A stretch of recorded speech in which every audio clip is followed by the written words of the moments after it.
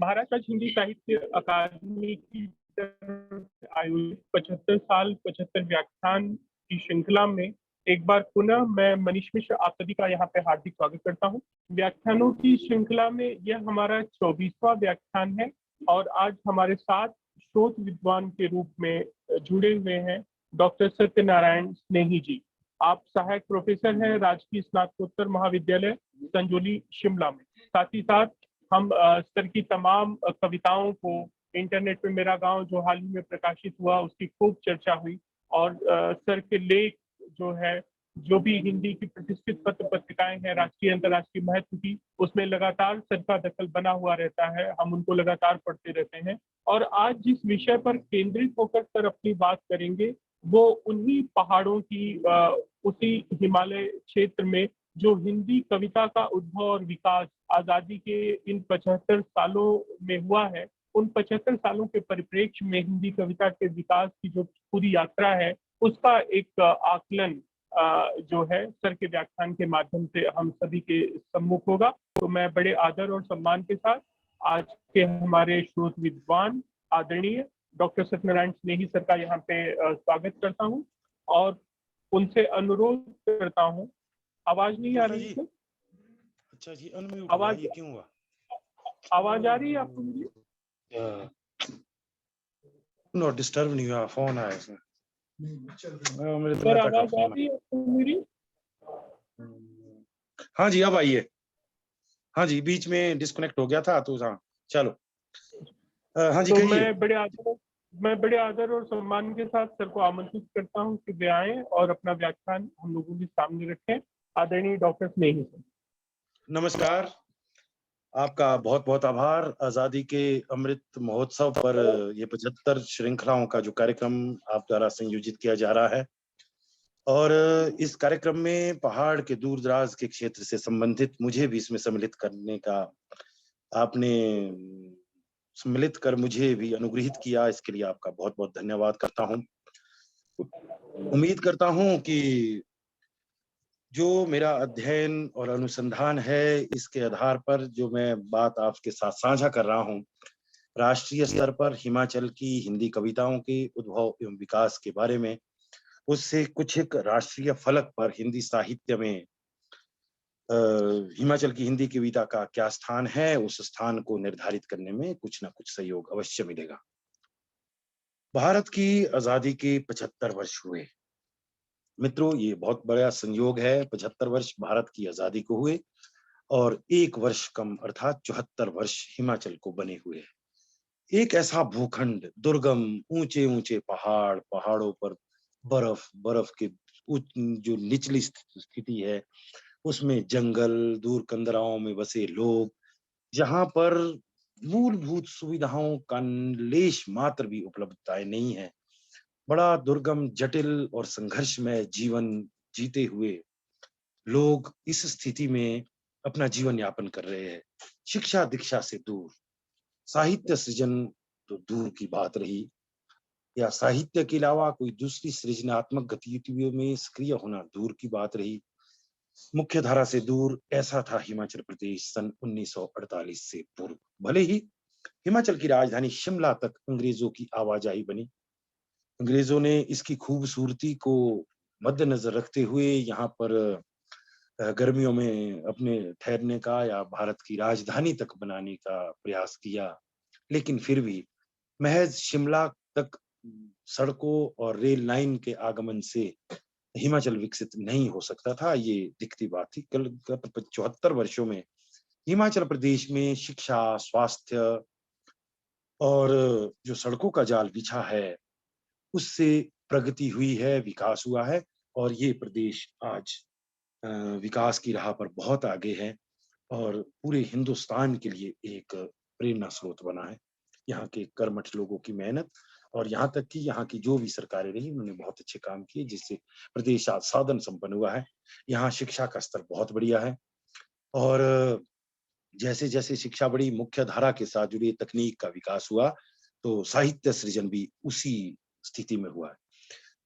15 अप्रैल 1948 को देश की स्वतंत्रता के बाद अस्तित्व में आया हिमाचल प्रदेश 25 जनवरी 1971 को पंजाब और हरियाणा के कुछ क्षेत्रों को मिलाकर एक पूर्ण राज्य के रूप में देश का 18वां राज्य बना।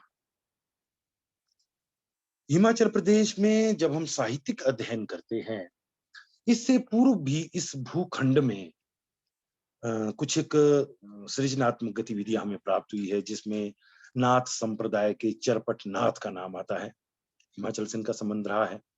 रीतिकाल में ब्रज भाषा में प्रशस्ति परक रचनाओं में गुरु गोविंद सिंह के दरबारी कवि, उन्ना निवासी कवि लखन और मंगल राय का उल्लेख मिलता है।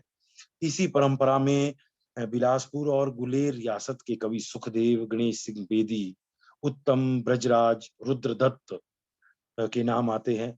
इसी काल में भक्तिकालीन, रीतिकालीन साहित्य का प्रभाव अनेक कवियों में मिला। और सही मायने में जैसा मैंने पूर्व में कहा कि आजादी के बाद जब हिमाचल अस्तित्व में आया, तो यहाँ पर शिक्षा, स्वास्थ्य और मूलभूत सुविधाओं के विकास की जब बात की, उसके बाद जाकर के कहीं 1970 के बाद हिमाचल में हिंदी कविता का सही उल्लेख मिलता है।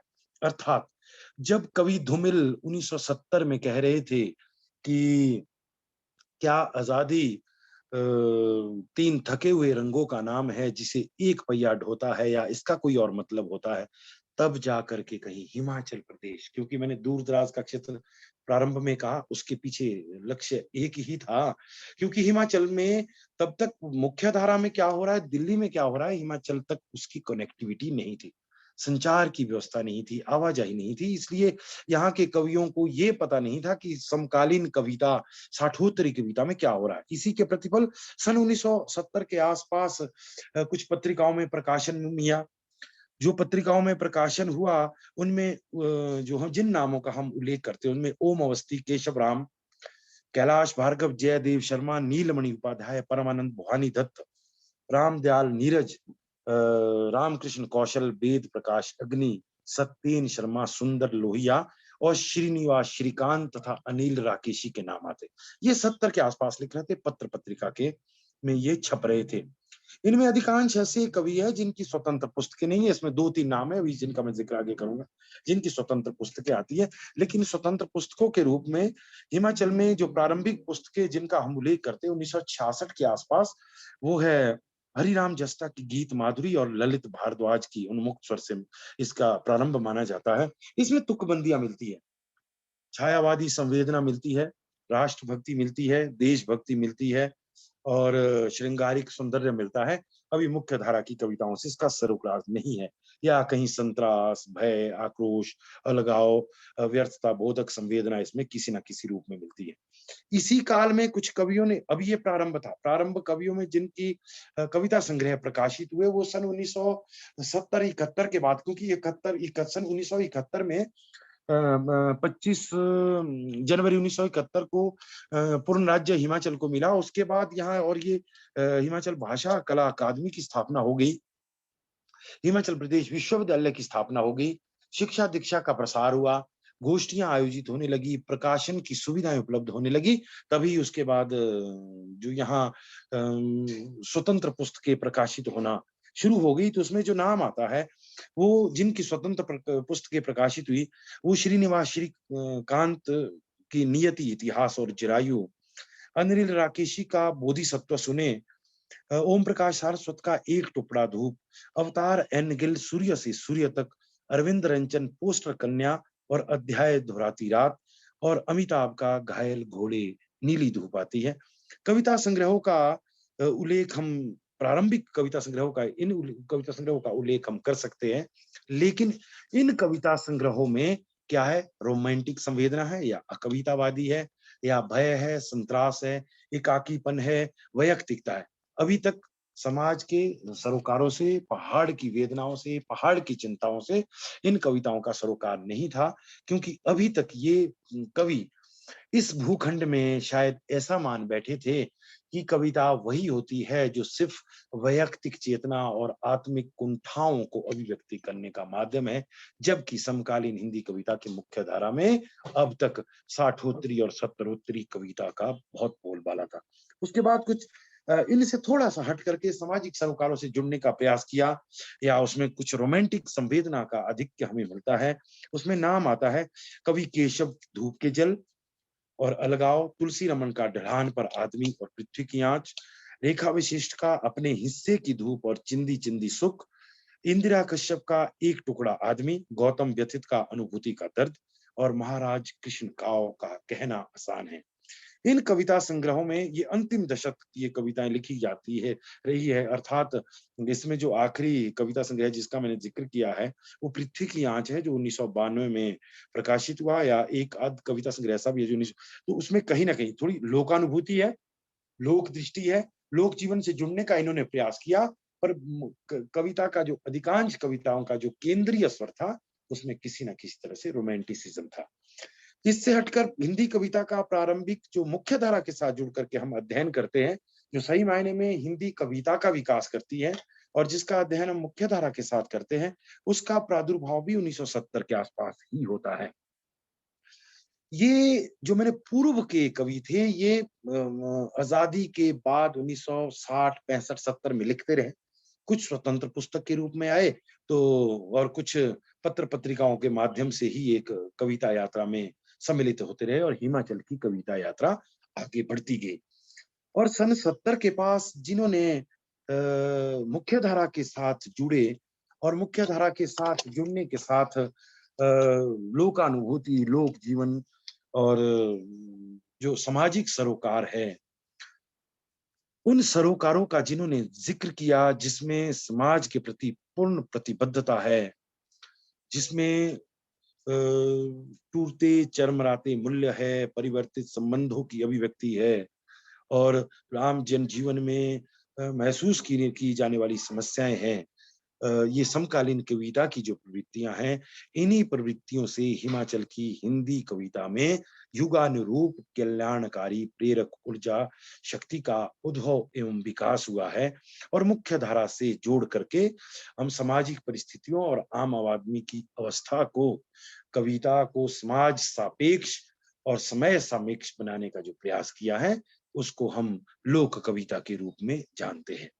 हिमाचल के आंचल में बसे इस पहाड़ी प्रदेश में नगरीय सभ्यता से अनभिज्ञ ग्रामीण लोगों का जीवन संघर्ष सर्वथा पृथक ही है। हिमाचल की इस धारा में लिखी कविता में पहाड़ में रहने वाला हर स्तर के लोगों के जीवन संघर्ष का सजीव चित्रण मिलता है। इन कविताओं में जहां पहाड़, पेड़ पौधे, गांव, जानवर और प्राकृतिक सौंदर्य के विभिन्न उपमानों के रूप मिलते हैं, वहीं संघर्ष के प्रतीक रूप में चित्रित हुए हैं। समाज में हो रहे अत्याचार, निरंतर परिवर्तित भ्रष्टाचार, आम आदमी की उपेक्षा एवं शोषण का पर्दाफाश इन कविताओं में हुआ है। इनमें वर्तमान अव्यवस्था एवं सामाजिक विसंगतियों पर कुठाराघात है।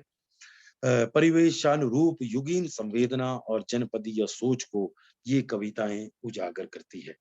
हिमाचल की समकालीन हिंदी कविताओं के उद्भव एवं विकास 1975 के बाद कवि कुमार कृष्ण की कविताओं से होता है।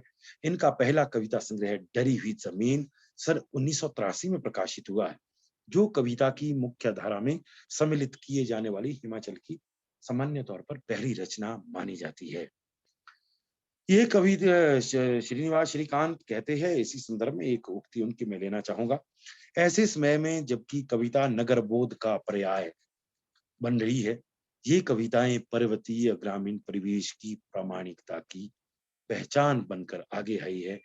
हिमाचल प्रदेश में शहर बनाम गांव और मैदान बनाम पहाड़ दोनों स्तर पर शोषण और यातनाओं को झेला है। डरी हुई जमीन इसी यातना की कहानी है। जमीन शोषण से डरी है। यहाँ से हिमाचल में हिंदी कविता का सन 75 के पास जो पहला अंकुर फूटता है, ये डरी हुई जमीन एक डराव, भय, शोषण और उपेक्षा और पहाड़ के जीवन संघर्ष के साथ आगे बढ़ता है। हिमाचल के प्रारंभिक कवि कुमार कृष्ण का समूचा कविता संसार ग्रामीण बोध, सामाजिक प्रतिबद्धता, लोक कल्याण और लोक चेतना का वहन करता है। मैं एक पंक्ति को उद्धृत कर रहा हूँ। कवि कुमार कृष्ण की पंक्ति है, कविता धूप का गीत, जंगल की खुशबू ही नहीं, कविता पानी के पत्थरों का दर्द है। वह जंगलों की शब्दों के जंगल में कुल्हाड़ी की आवाज है। वह भाषा की नदी में तैरती शब्दों की कागजी नौका है। यहाँ हिमाचल की कविता का स्वर मुखरित हुआ। ये है हिमाचल की कविता का स्वर, जो समकालीन कविता को की दृष्टि से एक समसामयिक और व्यवहारिक है, जिससे कविता किसी की वैयक्तिक भावाभिव्यक्ति न होकर के समकालीन जीवन में आम आदमी की पक्षधरता के रूप में सामने आई है। इनकी कविता में पहाड़ी समाज, पहाड़ी परिवेश, पहाड़ का जीवन संघर्ष सहज रूप में अनुस्यूत है, जिसे समकालीन कविता से अलग करके नहीं देखा जा सकता, बल्कि इसके विकास में एक महत्वपूर्ण पहलू है। कवि का मूल स्वर है, यह है पहाड़ के कवि का मूल स्वर। मैं लिखना चाहता हूँ खेतों का ताप, मिट्टी की बौखलाहट। मैं लिखना चाहता हूँ खेतों का ताप, मिट्टी की बौखलाहट, बीज की बेचैनी, जमीन का उन्माद, सभी कुछ एक साथ। फोड़ना चाहता हूँ पहाड़ कविता के शब्दों से। कवि का अभिप्रेत आम आदमी की पीड़ा को आत्मसात करना है और उस पीड़ा की गहराई तक जाकर उसके मूल को पहचानना है। सामाजिक विसंगतियों, विकृतियों, विडंबनाओं, भ्रांतियों का निस्तारण तभी हो सकता है। समकालीन हिंदी कविता में हिमाचल के कवि की ये बानगी साहित्य सृजन में एक नई दिशा की ओर संकेत करती है। देश जो नहीं कुछ और एल्बम के सिवा, देश जो नहीं कुछ और एल्बम के सिवा, रोटी के टुकड़ों की एल्बम के सिवा, राख में दबे रोटी के जले हुए इतिहास को जितनी बार भी मैंने की लिखने की कोशिश, राख में दबे रोटी के जले हुए इतिहास को जितनी बार भी मैंने की लिखने की कोशिश, मैंने सोचा लिखना होगा मुझे उस तकलीफ को जो होती है और लगातार होती है अनाज को रोटी बनने में। इस प्रकार कवि कुमार कृष्ण ने हिमाचल की कविता को छायावादी संवेदना, रोमांटिक आत्माभिव्यक्ति से बाहर निकालकर सामाजिक यथार्थोन्मुखी समकालीन कविता की मुख्य धारा के साथ जोड़ने का शुभारंभ किया। इनके सभी कविता संग्रह डरी हुई जमीन, पहाड़ पर बदलता मौसम, काठ पर चढ़ा लोहा, खुरों की तकलीफ, गांव का बीज गणित, पहाड़ पर नदियों के घर, इस भयानक समय में पक्षियों की चोंच में उड़ रहा है गांव और उम्मीद का पेड़, ठेठ हिंदुस्तानी किसान की चिंता और चेतना विद्यमान है। हिमाचल की हिंदी कविता में समकालीन कविता धारा की कड़ी का अगला नाम सतीश धर है। इनके 3 कविता संग्रह प्रकाशित हुए हैं। कल की बात, सलमा खातून नदी बन गई और प्रथम पंक्ति के लोग। सतीश धर की कविताओं में सामाजिक राजनीतिक अव्यवस्था, वर्ग विषमता, रिश्वतखोरी पर विशेष तौर पर कुठाराघात किया गया है। इन कविताओं में समकालीन जीवन की चिंताएं, जटिलताएं, विद्रूपताएं एवं विशेषताएं परिलक्षित होती है। आज की राजनीतिक व्यवस्था में आदमी के लिए कुर्सी का क्या महत्व है, इसे पाने के लिए हमारे देश में क्या क्या हो रहा है, सारी नैतिकताएं दांव पर लगाई गिरी जा रही है। कुर्सी मिलने पर आदमी सब कुछ भूल जाता है। कवि सतीशधर का ये कवितांश इसी दृष्टि से अवलोकनीय है।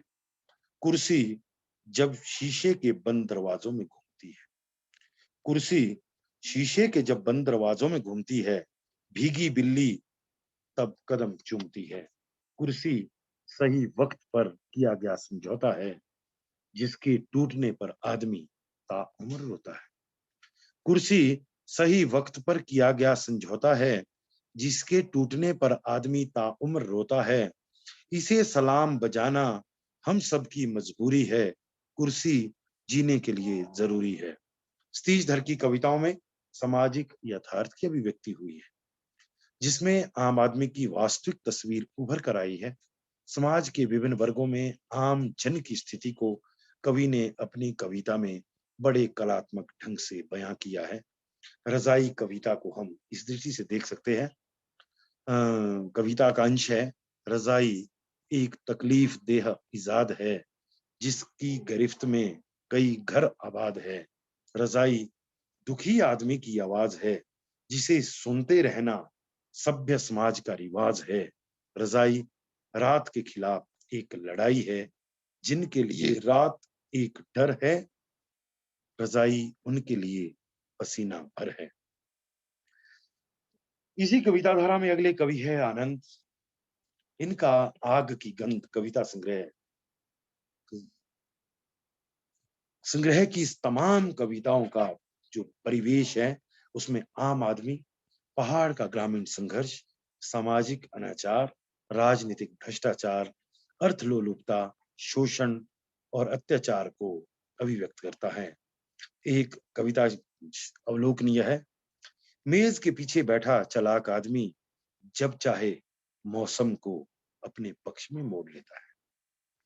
मेज के पीछे बैठा चालाक आदमी जब चाहे हर मौसम को अपने पक्ष में मोड़ लेता है। वह एक सुविधा उत्तर चुनकर बाकी भूखे पेट के लिए छोड़ देता है। हिमाचल की हिंदी कविता में कवि यादवेंद्र शर्मा की कविताओं में व्यापक रूप से समकालीन जीवन में लोक चेतना और लोक जागरण का विकास हुआ है। इनके 3 कविता संग्रह प्रकाशित हुए हैं। किले में कैद होकर, सबसे सुंदर लड़कियां और दुनिया खूबसूरत। इन कविताओं द्वारा कवि का तात्पर्य कविता को समाज का दर्पण बनाना है। इनके लिए कविता सामाजिक यथार्थ को व्यक्त करने का सशक्त माध्यम है। कवि ने जहां ग्रामीण जीवन का चित्रण कर यहाँ व्याप्त रूढ़ियों और विसंगतियों को सामने रखा है, वहीं राजनेता, प्रशासन तंत्र की आपाधापी, भ्रष्ट अनाचार का पर्दाफाश किया है। वर्तमान में राजनेता का चित्रण करती इनकी एक कविता का अंश द्रष्टव्य है। पहले राज करती थी टोपियां, पहले राज करती थी टोपियां, बदनाम हो गई। पहले राज करती थी टोपियां, बदनाम हो गई। उन्हें सिर से उतार कर फेंक दिया गया। अब राज करते हैं कुछ नंगे सिर। अब राज करते हैं कुछ नंगे सिर। जिस दिन ये सिर बदनाम हो जाएंगे, क्या सचमुच बदल दिए जाएंगे। प्रफुल्ल कुमार परवेज हिमाचल की हिंदी कविता धारा में समकालीन कविता की मुख्य धारा से जुड़े अगले कवि हैं। उन्होंने अपने वक्त, अपने समाज और अपने लोगों की आवाज को व्यक्त करते हुए कविता लिखी है। इनकी कविता अपने भौगोलिक सांस्कृतिक परिवेश को लेकर सहज और आश्वस्त है। अन्याय और विषमता की लगातार तलाश करती है। उनको उनके विभिन्न चेहरों और अवतारों में देखती और पहचान करती हुई ये कविता हमारे समाज और मध्यम वर्ग की मानस की नैतिक दशा की पड़ताल करती है। समकालीन लोकतंत्र के लोक विमुख चेहरे को अनावृत कर उसके परिवर्तित स्वरूप और आम आदमी की वस्तुस्थिति को प्रस्तुत करती कविता की ये पंक्तियां देख अवलोकनीय है। बंद कपाटों के बीचों बीच भारी भरकम लोकतांत्रिक समाजवाद। बंद कपाटों के बीचों बीच भारी भरकम लोकतांत्रिक समाजवाद लटक रहा है और अधिकतर हिंदुस्तान फुटपाथ पर सो रहा है। आम आदमी की तकलीफ, पहाड़ी लोगों का जीवन संघर्ष, प्रचलित अंधविश्वास, लोकतंत्र में अनास्था, प्रशासन की जन विरोधी नीतियों और परिवर्धित भ्रष्टाचार का खुलासा कई वर्याम सिंह की कविताओं में मिलता है।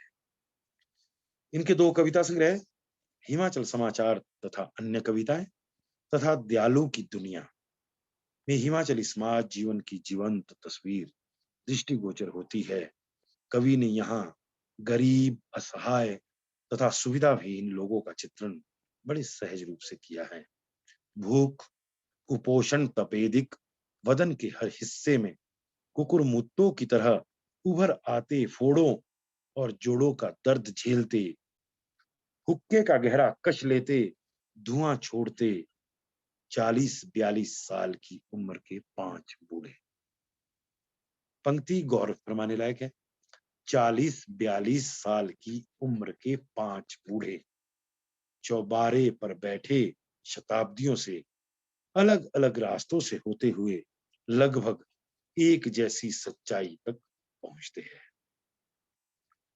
सामाजिक अव्यवस्था तथा राजनीतिक कुप्रबंधन पर कवि ने जहां तीखा प्रहार किया है, वहीं हिमाचली समाज में प्रचलित अंधविश्वास, कुप्रथा, रूढ़ियों तथा भ्रांतियों की सजीव वर्णन भी मिलता है।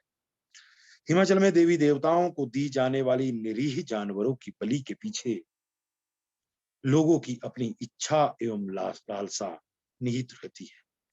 कदाचित किसी जमाने में खाद्य सामग्री के अभाव में यहाँ के लोगों की जरूरत रही होगी,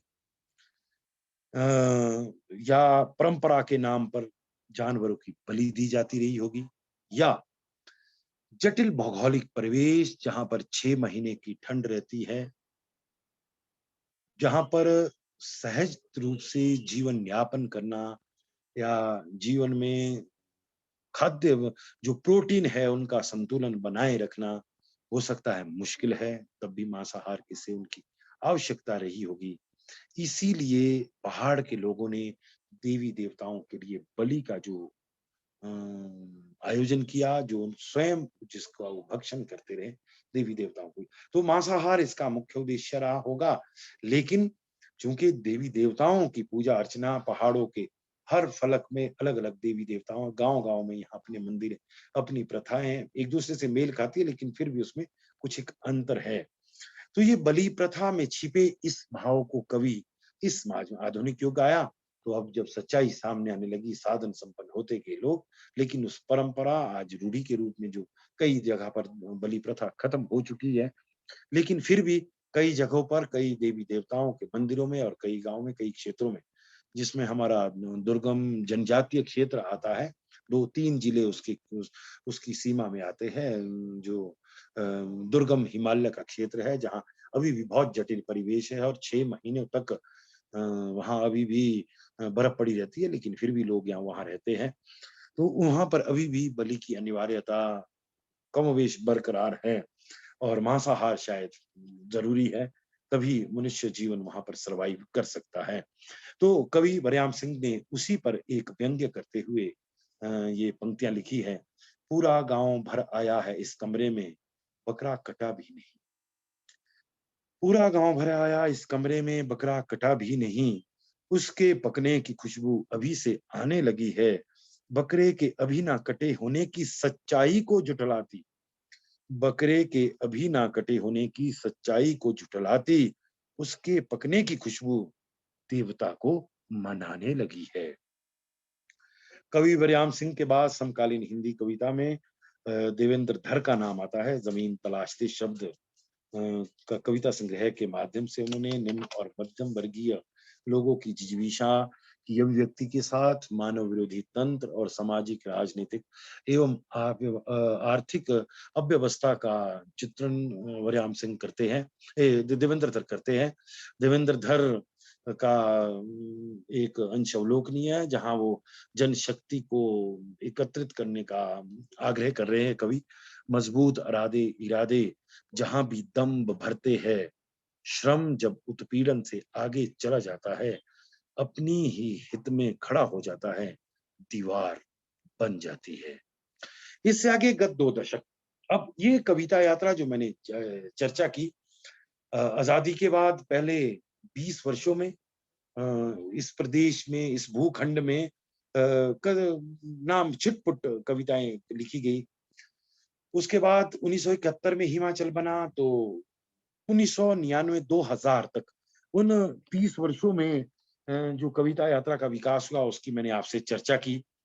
अब मैं आगे चर्चा करने जा रहा हूँ आज तक, जो 21वीं सदी के 2000 से 2020 के बीच में जो 2 दशक में जो कविता यात्रा आगे बढ़ी है, और कुछ नवोदित और नए कवियों का प्रादुर्भाव हुआ है और राष्ट्रीय फलक पर जिनकी पहचान बनी है, उनमें इस प्रदेश में नवोदित कवियों में जो आज भी लिख रहे हैं और आज की कविता के महत्वपूर्ण हस्ताक्षर हैं, उसमें मोहन साहिल, एक दिन टूट जाएगा पहाड़, नवनीत शर्मा, ढूंढना मुझे, आत्माराम रंजन, पगडंडिया गवाह है, सुरेश सेन, निशांत, लक्कड़ बग्गा हंस रहा है, तथा ये जो वे कवि थे अजेय, इन सपनों को कौन गाएगा, पवन चौहान, किनारे पर चट्टान, ओम भारद्वाज, बर्फ हुआ आदमी, और इसमें मैं खुद को भी सम्मिलित करता हूँ। मेरा कविता संग्रह सन 2020 में प्रकाशित हुआ है,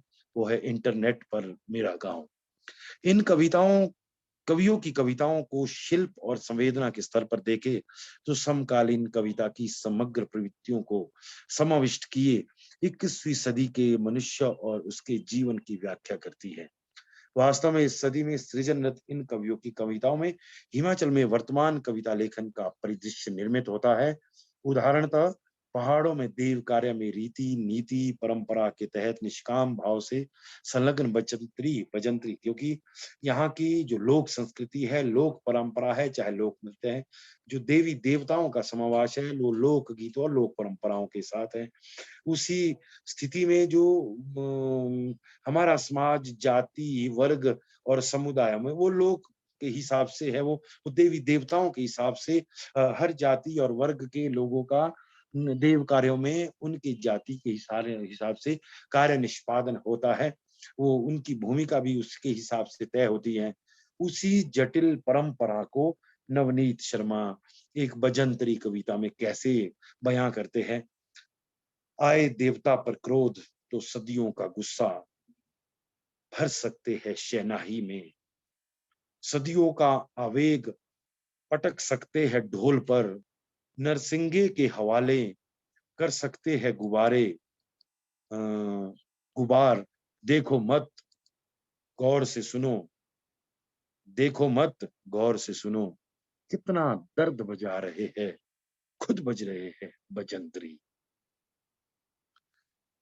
अगले कवि का जिक्र कर रहा हूं, कवि आत्माराम रंजन अपनी कविता में समकालीन जीवन में आदमी की तकनीक पर निर्भरता, आसक्ति के प्रतिफल, परिवर्तित जीवनचर्या, जीवन शैली, सामाजिक सरोकार, प्रभाव और परिदृश्य तथा तत्जनित चुनौतियों एवं चिंताओं को इंगित करते हुए कवि कहते हैं, बोलता जा रहा था बच्चा लगातार, बोलता जा रहा था बच्चा लगातार, बड़बड़ाता सा खींचता हुआ उसकी कमीज, दरअसल सुनने वाले के कानों में चिपका हुआ था मोबाइल और वे मगन है अपनी दुनिया में।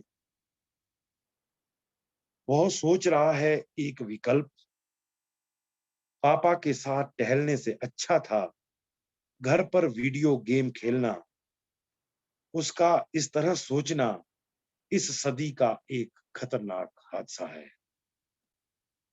हिमाचल की इन कविताओं में जहां लोकानुभूति है, वहीं बार बार पहाड़ आता है, जिसमें पहाड़ के सौंदर्य को नहीं बल्कि पहाड़ की विकृतियों, जटिलताओं, विपदाओं के द्वारा यहाँ के जीवन की सच्चाइयों का उद्घाटन किया गया है। वास्तव में पहाड़ की जितनी जटिल बुनावट होती है, उतना ही कठिन होता है यहाँ का जीवन बसर करना। वह चाहे कृत्रिम सुविधाओं की उपलब्धता हो, चाहे प्राकृतिक आपदाएं। यहाँ कोई भी सुविधा मुहैया करवाना जितना मुश्किल है, उतना ही आसान है यहाँ प्राकृतिक विपदाओं का आना। वो भूकंप के रूप में हो या बर्फ, वर्षा या अनायास भूस्खलन अथवा हिमस्खलन, पहाड़ों में जोखिम तो हमेशा बना रहता है। हिमाचल की समकालीन कविता में पहाड़ी जीवन के इस संघर्ष को लगभग सभी समकालीन कवियों ने अपनी अपनी काव्य कला से अभिव्यक्त किया है। ये कवितांश कवि मोहन साहिल की कविता से उद्धृत है, जो कहते हैं, आपने सुना होगा शायद, मैंने अपनी आंखों से देखा है। आपने सुना होगा शायद, मैंने अपनी आंखों से देखा है, घुर्रा कर टूट गया था पहाड़, सड़क के टुकड़े करता, घरों को लीलता, रोंदता खेतों को एक लहराती नदी के बीचों बीच जा फंसा था पहाड़। ये पहाड़ की सच्चाई है। ऐसा यहाँ अक्सर होता है और कईयों की जीवन लीलाएं उसमें समाप्त हो जाती है। कवि ओम भारद्वाज की कविता पहाड़ के जीवन संघर्ष और ग्रामीण संवेदना और लोकानुभूति की अभिव्यक्ति करती है, जिसमें पहाड़ी परिवेश के जीवंत और विविध रूप परिलक्षित होते हैं। साथ ही परिवर्तित और विकसित जीवन शैली से उत्पन्न विसंगतियों और चुनौतियों को रेखांकित किया गया है। भला बाच में कौन खोलता है जूते बैल, बाच और मौत नहीं रुकती किसी के रोकने से। जब तक आड़ी में लगा होगा हाथ, नहीं उगेगा खेतों में अम, नहीं उगेगा खेतों में जाऊ, नहीं लगेगी फाल में जंग, चलता रहेगा धरती की छाती पर हल, टूट जाएगा पेट के विरुद्ध भूख का षड्यंत्र। इस कवितांश के अंतर्गत बाच यानी नमी, आड़ी अर्थात जोतते हुए हल को थामा जाना, और जाऊ जिसे खरपतवार, और फाल जो हल की नोक इत्यादि देशज शब्दों को ग्रामीण चेतना की तस्वीर उकेरी गई है, जिससे कवि का लोक जीवन से नैसर्गिक जुड़ाव परिलक्षित होता है। इस प्रकार से कहा जा सकता है कि हिमाचल की हिंदी कविता में सन 1970 के बाद कविता के विविध रूप सामने आए हैं। स्वतंत्रता के बाद 1948 में हिमाचल का निर्माण हुआ है। उसके बाद ही एक व्यवस्थित कविता लेखन की शुरुआत होती है।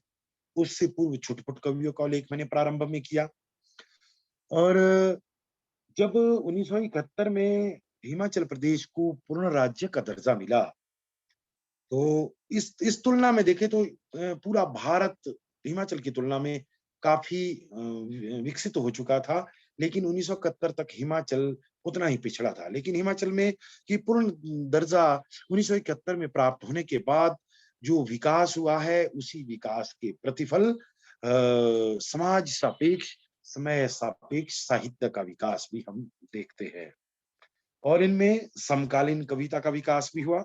सामाजिक, राजनीतिक, आर्थिक एवं अभिव्यंजना के पृथक संदर्भ हमारे सामने आए, और यद्यपि अधिकांश कवि और कविताएं हिमाचल के पहाड़ी ग्रामीण परिवेश और संवेदना पर आधारित है, वास्तव में यही इन कविताओं की बड़ी विशेषता है और अलग पहचान भी है, जो ग्रामीण जीवन की तस्वीर और पहाड़ की और ग्रामीण जीवन की जीवंतता को के द्वारा समकालीन कविता की मुख्य धारा को आगे बढ़ाती है।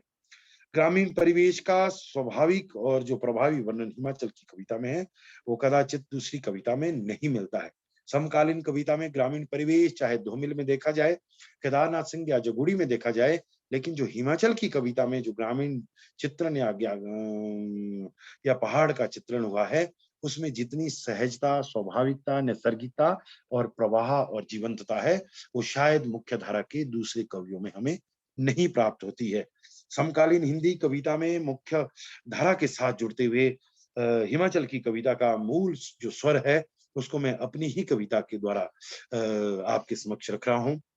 पहाड़ का कवि लिखना चाहता है हमेशा पहाड़ का दर्द, पहाड़ की खुशी। पहाड़ का कवि लिखना चाहता है हमेशा पहाड़ का दर्द, पहाड़ की खुशी, पहाड़ का राग। पकड़ना चाहता है नदियों में बहते उस पहाड़ को, पकड़ना चाहता है नदियों में बहते उस पहाड़ को, जो बो रहा है कविता के अधिसंख्य बीज, और उज्जवल, अडिग, निर्भय खड़ा है सदियों से धरती और आकाश के बीच हो रही कुदरती और इंसानी हरकतों में। मित्रों, ये थी 75 वर्षों में आजादी के अमृत महोत्सव के उपलक्ष्य में आयोजित इस कार्यक्रम में हिमाचल में 75 वर्षों में साहित्य की तस्वीर और साहित्य में विशेषकर कविता का विकास, जो आज निरंतर इन 75 वर्षों आजादी के 75 वर्ष पूरे होने पर जिस तरह से देश निरंतर विकसित हो रहा है, अगर मैं यूं कहूं कि हिमाचल का विकास संपूर्ण भारत से कहीं ज्यादा गति से हो रहा है तो कोई अतिशयोक्ति नहीं होगी। और हिमाचल शिक्षा, स्वास्थ्य और आधारभूत संरचनागत सुविधाओं से संपन्न हुए जा रहा है। यहाँ पर बड़े बड़े वैज्ञानिक, बड़े बड़े प्रशासनिक अधिकारी और इन सबसे बड़े साहित्यकार निरंतर साहित्य सृजन कर रहे हैं और हिमाचल निरंतर विकसित हो रहा है। उम्मीद करते हैं कि इन जो विकास हिमाचल में इन 75 वर्षों में हुआ है, आने वाले वर्षों में ये विकास की ये गति निरंतर आगे बढ़ती रहेगी और हमारा साहित्य समय समाज के साथ निरंतर उनका पथ प्रदर्शन करता रहेगा और साहित्य में हमें समाज परिलक्षित होता रहेगा। इन्हीं शब्दों के बाद फिर से मनीष कुमार मिश्रा जी और पूरे संयोजन मंडल का बहुत बहुत धन्यवाद। नमस्कार। धन्यवाद सर। आपका व्याख्यान मैं बड़े ध्यान से सुन रहा था और बहुत कम समय में, मतलब एक व्याख्यान में पूरी की पूरी यात्रा को समेट पाना बड़ा मुश्किल काम होता है। लेकिन निश्चित तौर पे जो पहाड़ों को लेके, हिमाचल की कविताओं को लेके जो हमारे अध्ययन अध्यापन से जुड़े हुए छात्र हैं, साथी हैं, जो भी इससे जुड़ा हुआ काम कर रहे हैं, निश्चित तौर पे ये व्याख्यान उनके लिए हमेशा डिजिटल फॉर्म में उपलब्ध रहेगा। और अकादमी की इच्छा भी यही है कि इस तरह के महत्वपूर्ण व्याख्यानों का हम संकलन करें और उसको डिजिटल फॉर्म में और पुस्तकाकार रूप में, दोनों रूपों में हम इसको संरक्षित करें। एक बार पुनः मैं आप अकादमी की तरफ से आपके प्रति हार्दिक कृतज्ञता ज्ञापित करता हूं कि आपने हमारा निवेदन स्वीकार किया और आज का ये व्याख्यान दिया। मैं अब आपकी अनुमति से आज के इस व्याख्यान की समाप्ति की घोषणा करता हूँ। बहुत बहुत धन्यवाद। धन्यवाद।